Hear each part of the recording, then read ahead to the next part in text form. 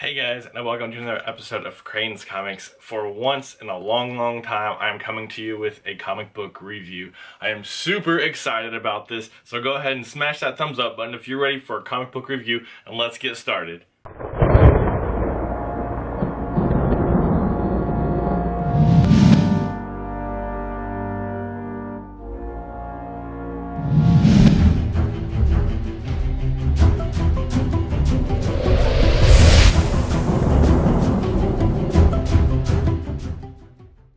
So I went ahead and read Flash number 14, and this is written by Joshua Williamson, and the art is done by Carmen D. I cannot pronounce her last name, so I'm gonna put their names right here, so you guys can kind of check them out if you want to. Now, the writing is fantastic. I love all of the writing and everything that this book has brought up so far. The artwork is so-so. You'll notice whenever I start putting some pictures up on the screen for you that you know that it's not my cup of tea. I do like it, and I like certain books more than others. But the reason why I'm going to start with this issue number 14 is this is called Rogues Reloaded Part 1.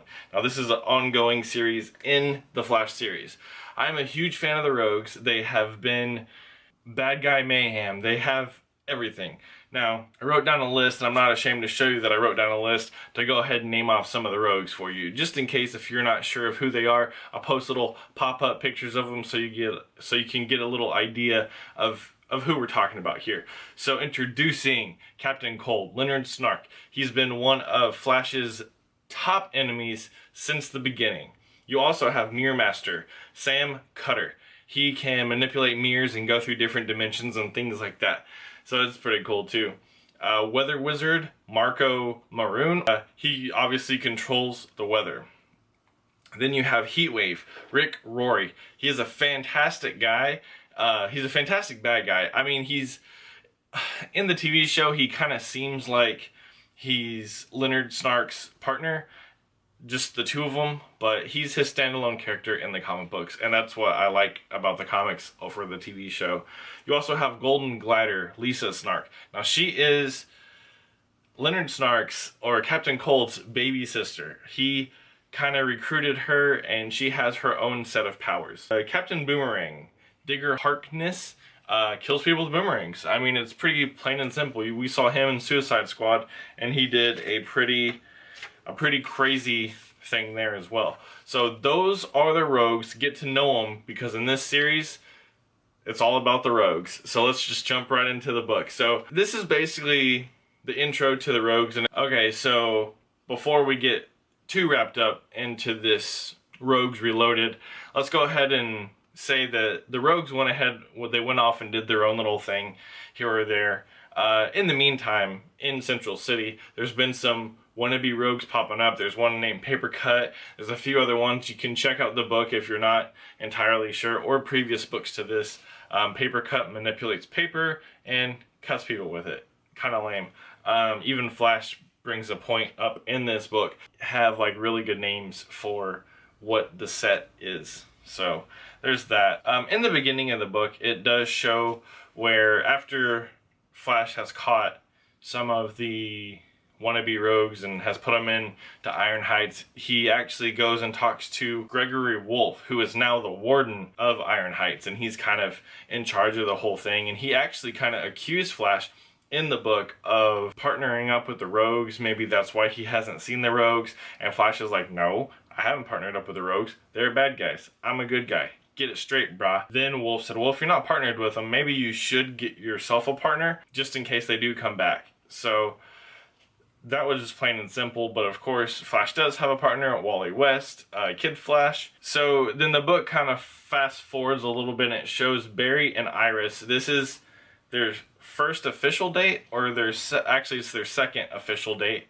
The one before this was a pretty good book. I do suggest it. Link down there if you want to just this is their second date, and they kind of realize that they like each other a lot and they want to be with each other, but life happens, and that's kind of why they're apart. Second date, Wally West decides to show up, and they're going to this horror movie marathon, and it kind of shows Kid Flash rushing to get to meet Barry and Iris, and in his hand he's holding some evidence of his father. Now his father ended up being Reverse Flash, so that's kind of kind of like a brain teaser right there. His dad in this universe is Reverse Flash, and he just wants to figure out why and what's going on with that whole situation. But of course he doesn't want his aunt Iris to know, or Barry, so he's like kind of tucking it away. And at this point I will say that Iris and Wally do not know that Barry Allen is the Flash. So going forward, in Barry's mind, he's also wondering why Iris doesn't have a whole lot of luck with stories lately. She is a journalist and this is her job,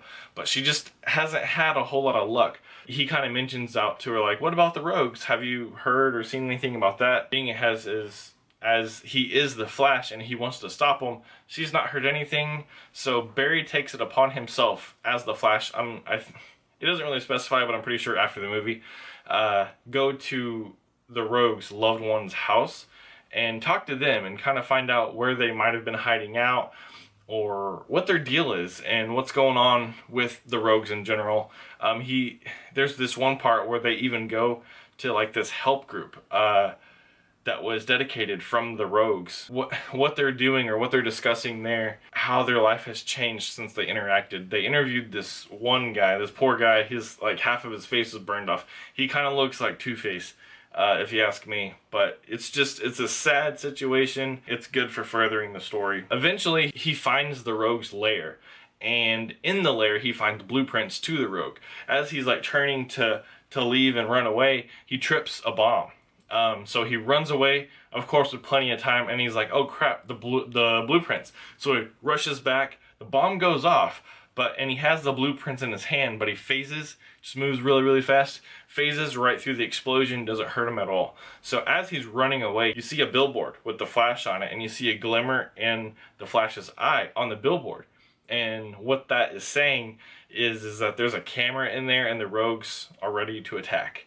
And that's kind of where this book leaves off. Basically, it leaves off the plot that the Rogues have something planned for the Flash. And yes, they've always done this. They've always done where the Rogues try to get to the Flash and the Flash is hurt and things like that. But I'm really interested to see where this book goes. Again, guys, it's a fantastic series, and that's how this book number 14 ends, is with all the Rogues standing together, and it basically is saying, hey, we have an hour to destroy the Flash, or to do what we need to do before the Flash catches up to us. So I'm really excited to see what 15, 16, and 17 have in store. So thanks guys for watching. I hope you liked this video. Like, subscribe, comment down below. Thank you guys. Have a great day, and love each other with comics.